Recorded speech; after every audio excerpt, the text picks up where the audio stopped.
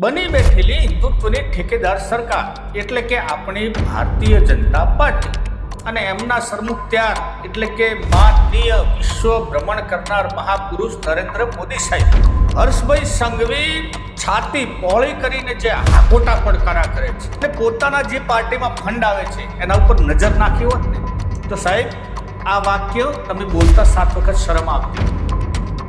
કેટલી આડંબર છે તમારામાં કે તમારી પોતાની ગવર્મેન્ટ ગૌ માંસને દિલથી છૂટ આપે છે, જાહેરમાં કહે છે કે અમે ગૌ માંસ ખાઈએ છીએ અને અમે એક્સપોર્ટે કરશું અને આજીવન અમે ખાશું. કેટલો કેસરીઓ ફરકાવ્યો કે આપણે લાખો નહીં પણ કરોડો ગાયોને મારીને એનો માંસ વેચી અને આપણે છાતી ગર્વથી ફૂલી આમ લઈને ફરતા હોઈએ છીએ. 1560 મિલિયન મેટ્રિક ટન આટલા કિલો ગૌ માંસ બનાવવા માટે અથવા કલેક્ટ કરવા માટે લગભગ વાર્ષિક 1.5 કરોડ ગાયોને મારવી પડે. સરવાળા બાદ બાકીની જો થોડી ઘણી બુદ્ધિ હોય અને અંધભક્તો જો આટલું ક્યાંક શીખ્યા હોય તો કેલ્ક્યુલેટર આપના જોડે છે, નેટ આપના સામે છે. એ ભારતના અંદર કુલ જે રાજ્યો છે એના અંદરથી કયા રાજ્યમાં ગૌ માંસની છુટ્ટી છે. સળંગ વાત કરતો જો પહેલા નંબરથી આ શરૂઆત કરવી. નમસ્કાર મિત્રો, આજે એવા ટોપિકથી ચર્ચા કરવી છે કે અંધભક્તોના કાનના ધુમાડા નીકળી જાય. આ સત્ય આપણે આજે પીરસવું છે. આજના વિષયમાં ભારતના અંદર કેટલી ગૌ હત્યા થાય છે, કેટલું માંસ એક્સપોર્ટ થાય છે, એ માંસની કંપની બનાવવાવાળી કેટલી ભારતના અંદર જે મોટા રાજકીય પક્ષો છે એમને ફંડ આપે છે અને હિન્દુત્વના નામની જે આખી માયાજાળ રચી અને ગવર્મેન્ટ આવી છે એનું ટોટલી આજે પર્દોફાશ કરશું. જોઈએ આજના વિડીયોમાં. નમસ્કાર, હું છું રમેશ ચૌધરીને આપ નિહાળી રહ્યા છો ષડયંત્ર.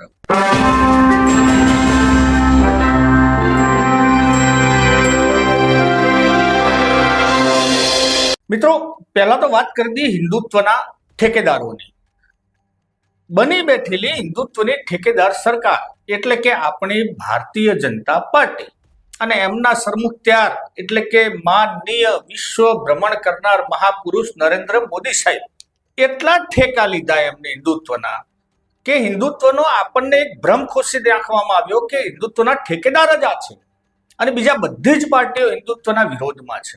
અને ખાસ એમાં ગૌનું નામ આવે એટલે કે ગાયનું નામ આવે. ગાયને આપણે માતા તરીકે પૂજીએ છીએ, દરેક માટે પૂજનીય છીએ. હમણાં જ પહેલા તો એક વિડીયો પણ સાંભળી લો કે આપણા માનનીય સુપર સીએમ હર્ષભાઈ સંઘવી શું કહી રહ્યા છે. કોઈ ગુજરાતના કોઈ બી ખૂણા ગૌ હત્યારો છુપાયો હશે, આજે આ જીવદયાના હેડક્વાર્ટરની અંદર હું જાહેરમાં વચન આપું છું કે ગૌ હત્યારાઓ ગમે તે ખૂણામાં છુપાયા હશે એની ચાલ બી બદલાઈ જશે, એને જીવનભર આ ગૌ માતાની આસ્થાનો અંદાજો આવશે. મિત્રો, સાંભળ્યું ને? હર્ષભાઈ સંઘવી છાતી પહોળી કરીને જે હાકોટા પડકારા કરે છે કે ખબરદાર જો કોઈએ ગૌ માંસની તસ્કરી કરી છે, કોઈએ વેચ્યું છે, ફલાણું ઢીકણું ના ટાંટિયા તોડી નાખવામાં આવશે, સર્વિસ કરી દેવામાં આવશે. આજે એમની પોલ ઉગાડી કરવી છે. એમને ગૃહમંત્રીના કાર્યકાળ સિવાય, એમના સમય સિવાય તો થોડોક સમય બીજો મળતો હોત અને પોતાની જ સરકારો અને પોતાના જે પાર્ટીમાં ફંડ આવે છે એના ઉપર નજર નાખી હોત ને તો સાહેબ આ વાક્ય તમે બોલતા 7 વખત શરમ આવતી હોત. કેટલી આડંબર છે તમારામાં કે તમારી પોતાની ગવર્મેન્ટો ગૌ માંસને દિલથી છૂટ આપે છે, જાહેરમાં કહે છે કે અમે ગૌ માંસ ખાઈએ છીએ અને અમે એક્સપોર્ટે કરશું અને આજીવન અમે ખાશું. એ તમારી ગવર્મેન્ટના તમારા નેતાઓ આજે સંપૂર્ણ જોવું છે મિત્રો. કારણ કે વોટ્સઅપ યુનિવર્સિટીમાં જે છોકરાઓને ભરમાવી દેવામાં આવ્યા છે ને અને ગૌ રક્ષાના નામે ક્યાંક તો વચ્ચે એક રેકેટ આખું પકડાણું હતું કે અમુક વ્યક્તિઓ તો ગૌના તસ્કરી માટેના હપ્તા લેતા હતા. આવા જ છે બધા. તો આજે મુદ્દાથી ના ભટકતા વાતની શરૂઆત કરીએ પહેલા મિત્રો વાત કરી દઈએ કે 2014માં ભારત દુનિયામાં ગૌ માંસ એક્સપોર્ટ કરતો 4થા નંબરનો દેશ હતો. એટલે કે દુનિયામાં જે કુલ એક્સપોર્ટ થાય છે ગૌ માંસ, એનામાં આપણે 4થા નંબરમાં વેચતા હતા. 2024ના આંકડા જોયા ભાઈ, આપણે બીજા નંબર ઉપર આવી ગયા. કેટલી આપણે પ્રગતિ કરી છે, કેટલી પિંક રેવોલ્યુશન લાવી દીધી છે, કેટલો કેસરીઓ ફરકાવ્યો કે આપણે લાખો નહીં પણ કરોડો ગાયોને મારીને એનો માંસ વેચી અને આપણે છાતી ગર્વથી ફૂલી આમ લઈને ફરતા હોઈએ છીએ. બીજી વસ્તુ કે 2014માં આવ્યો એનો આંકડો છે મિત્રો, 2025નો આંકડો જે છે 1560 મિલિયન મેટ્રિક ટન. આંકડો અબજોમાં છે. આટલા કિલો ગૌ માંસ બનાવવા માટે અથવા કલેક્ટ કરવા માટે લગભગ વાર્ષિક 1.5 કરોડ ગાયોને મારવી પડે. સરવાળા બાદ બાકીની જો થોડી ઘણી બુદ્ધિ હોય અને અંધભક્તો જો આટલું ક્યાંક શીખ્યા હોય તો કેલ્ક્યુલેટર આપના જોડે છે, નેટ આપના સામે છે. તમે કેલ્ક્યુલેશન મારો. વાર્ષિક 1.5 કરોડ ગાયોને કાપી અને આ માંસ આપણે બહાર વેચીએ છીએ. અને આપણા સુશાસનમાં, કેવા સુશાસનમાં કે જ્યાં આપણે વિશ્વગુરુ બનવાની એક હોડમાં છીએ. શું અંધભક્તિની આ એક ઉત્તમ ઉદાહરણ, આના સિવાય બીજું શું? બીજું પણ મિત્રો, પહેલા આપણે એ પણ બીજી ચર્ચા કરતા જઈએ કે ભારતના અંદર કુલ જે રાજ્યો છે એના અંદરથી કયા કયા રાજ્યમાં ગૌ માંસની છુટ્ટી છે. સળંગ વાત કરતો જો પહેલા નંબરથી શરૂઆત કરવી છે. થોડોક વિડીયો મિત્રો લાંબો હશે પરંતુ ઇન્ફોર્મેટિવ છે, આંખો ઉઘાડનારો છે, માટે ચોક્કસ જોજો અને કોમેન્ટ તો પહેલા કરજો કે આ હકીકતો શું છે.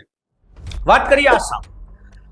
હેમંત વિશ્વ શર્મા આપણા માનનીય શું કહેવાય કે એક ફાયર બ્રાન્ડ નેતા બીજેપીના, જે ત્યાંના મુખ્યમંત્રી છે, અને આસામના અંદર ખુલ્લે આમ બીફ વેચાય છે. ત્યાં કોઈ પ્રતિબંધ નથી. બીજી વસ્તુ કે હા, એમને થોડાક નિયમ એવા કર્યા કે તમે જાહેર સ્થળોએ ખાઈ ના શકો, હોટલોમાં ના મળે, પરંતુ ઘરે ખાવાની છૂટ છે. આ ખાલી આંકડાકીય, પહેલા પણ કહું છું ને, આંકડાકીય માયાજાળ આમથી નામ કરી નાખવાની. બાકી તમારે જ્યાં ખાવું હોય ત્યાં છૂટ. નંબર 2, આપણે વાત કરીએ મિત્રો ગોવાની. ગોવાના અંદર ગાય માંસ સંપૂર્ણ છૂટ છે. ગોવાના અંદર 35 થી 40% વ્યક્તિઓ ગૌ માંસનું સેવન કરે છે. ગોવામાં સરકાર કોની? ભાજપની. 2015માં એ સમયના ગોવાના ભાજપના મુખ્યમંત્રી લક્ષ્મીકાંત પારેસરે પણ એક બયાન આપ્યું હતું કે ગોવામાં અમે દિલથી ખાઈશું, અમે પણ ખાઈએ છીએ અને પબ્લિકે ખાશે, અમે એમાં કોઈ રોકટોક કરવા નહીં માંગીએ.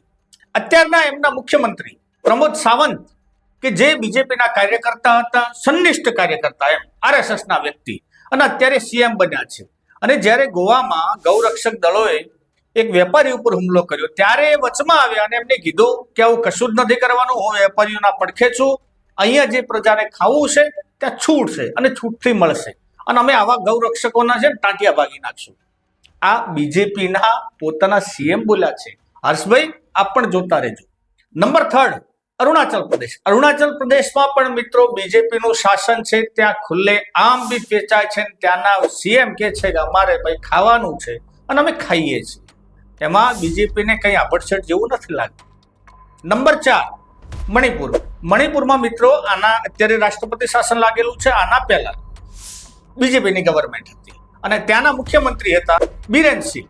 અને બિરેન સિંહે સ્પષ્ટ કીધું છે કે આ અમારો ખોરાક છે, અમે ખાઈશું, અમારે કોણ રોકવા વાળું છે. કારણ કે બીજેપીના છે એમને તો બે ધારી તલવારો હોય, એમને આભડછેટ ત્યાં લાગતી નથી. નંબર 5 એટલે કે 5મું રાજ્ય છે ત્રિપુરા. ત્રિપુરાના મુખ્યમંત્રી છે માણેક શાહ, જે બીજેપીની ત્યાં ગવર્મેન્ટ છે. ખુલ્લા દિલથી કહે છે કે અમે ખાઈએ છીએ અને દુનિયાને અમે ખવાડશું, અહીંયા કોઈ રોકટોક નથી. પરંતુ હર્ષભાઈને આ જોવાનો કદાચ ટાઈમ નહીં હોય. નંબર 6, મેઘાલય. મેઘાલયમાં મિત્રો એનપીપી અને બીજેપીનું ગઠબંધનની ગવર્મેન્ટ છે. ત્યાંના બીજેપીના અધ્યક્ષ અર્નેસ્ટ માવરીએ એવું કીધું હતું કે ભાઈ હું પોતે ખાઉં છું અને મારા રાજ્યમાં ટોટલી બીફ મળશે, અહીંયા કોઈ રોકટોક પ્રતિબંધ નથી.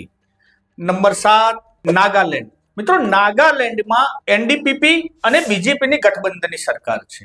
ત્યાંની બીજેપીએ જાહેરમાં એવું કીધેલું છે કે અહીંયા ગૌમાંસ મળે છે, અમે ખાઈએ છીએ અને અમે ખવડાવશું. અહીંયા કોઈ ત્યાંના કાયદા લાગશે નહીં. અને ત્યાંના સીએમ છે નેફ્યુરિયો, એ ત્યાંના સીએમ છે. નંબર 8 સિક્કિમ, એસકેએમ અને બીજેપીની ગઠબંધનની ત્યાં સરકાર છે અને તવાંગ સાહેબ એના મુખ્યમંત્રી છે. તવાંગ સાહેબ પોતે પણ દિલથી કહે છે કે જેને ખાવું હોય ને છૂટ. વિચારો મિત્રો, 8 રાજ્યોમાંથી 5 રાજ્યો બીજેપી શાસિત છે, 3માં એમની ગઠબંધનની સરકાર છે. છતાં પણ એના સમાચાર આપ સુધી નહીં આવે, કારણ કે વોટ્સએપ યુનિવર્સિટીમાં આપને આ જ્ઞાન જે ઓરિજિનલ છે પીરસાવવામાં જ નથી આવતું. ત્યાંથી બેન કરી દેવામાં આવે છે. આમને એક ટોટલી રેકેટ ચાલે છે. નંબર 9 જોઈ લો મિત્રો, પશ્ચિમ બંગાળ, ટીએમસી ના એમની સરકાર છે, મમતા બેનર્જીના મુખ્યમંત્રી છે. ત્યાં પણ છૂટછાટ છે, કારણ કે ટીએમસી ને બીજેપી ને એન્ટી છે. એટલે અત્યારે આપણને ફક્ત બંગાળ દેખાય છે કે ભાઈ બંગાળમાં ગૌમાંસ મળે છે. બાકીના 8માં તો આપણને ક્યાં ચર્ચા થાય. અને નંબર 10 છે મિત્રો કેરલાનું. કેરલામાં પણ બીફ મળે છે અને ત્યાં માર્ક્સવાદીઓનું શાસન છે, એટલે ત્યાં બીફ મળે છે. પરંતુ માની લો કે બીજેપી જ્યાં નથી ત્યાં શું બીજેપી વિરોધ કરે છે? ના મિત્રો, કેરલાના અંદર પણ બીજેપીના એક નેતાએ વાયદો કર્યો હતો કે હું સ્પષ્ટ માનું છું અને મારો પક્ષ માને છે કે કેરલામાં અમે સારી ક્વોલિટીનું બીફ આપશું. વિચારો મિત્રો, આંખો જો હજુ બળતરા થતી હોય, કાનમાંથી ધુમાડા નીકળતા હોય અને ના નીકળ્યા હોય તો હજુ બાકી છે. બીજું પણ સાંભળતા જવું. જે આખી દુનિયામાં માંસનો એક્સપોર્ટ કરતી સૌથી મોટી કંપની છે અલાના ગ્રુપ, અને એ અલાના ગ્રુપમાં 2019-20માં ભાજપને એમને ઇલેક્ટ્રિક ફંડના નામે 2 કરોડ રૂપિયા આપ્યા છે ને 5 કરોડ શિવસેનાને આપ્યા અને 2 કરોડ આપ્યા બીજેપીને.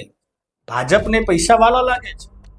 વિચારો મિત્રો, એમના જે કતલખાના જ્યાં કરોડો ગાયોનો મારતા હોય, એમનો વધ કરતા હોય, અને એમની પેલી આંગળિયાત જેવી સંસ્થાઓ જેમાં બજરંગ દળ પણ આવી જાય, વિશ્વ હિન્દુ પરિષદે આવી જાય, ગૌરક્ષકોએ આવી જાય ને નાના નાના છોકરા પોતાનો વિષ બગાડી નાખે, એમને આગળ કરીને એવામાં આ એ જ કંપનીઓ જોડેથી પોતાના પક્ષને ચલાવવા માટે પૈસા લે છે. આ તથ્યોના આધારિત વાત છે. આ કંઈ બીજેપીના વિરોધમાં કે કોંગ્રેસના સમર્થનમાં કે કોઈ બીજી પાર્ટીના વિરોધમાં નથી, પરંતુ આવા ષડયંત્રોથી આપણા જે લોકો છે ને એને ભરમાવવામાં આવે છે. માટે આ વસ્તુ ખાસ આપ સર્ચ કરો, નેટ ઉપર બધી માહિતી છે. આજના વિડીયોમાં ફક્ત આટલું, પરંતુ હર્ષભાઈ સંઘવીને વિનંતી છે કે સાહેબ થોડુંક સર્ચ કરી લો અને પછી ગુજરાતની પ્રજા આપ ધારો છો ને એટલી ડફોળ તો નથી જ. મિત્રો, વિડીયો ગમે હોય તો લાઈક, શેર અને કોમેન્ટ કરજો. અને હા, ચેનલને ગમતી હોય ને તો ચોક્કસ સબસ્ક્રાઇબ કરવાનું ભૂલતા નહીં. જય હિન્દ, જય ભારત.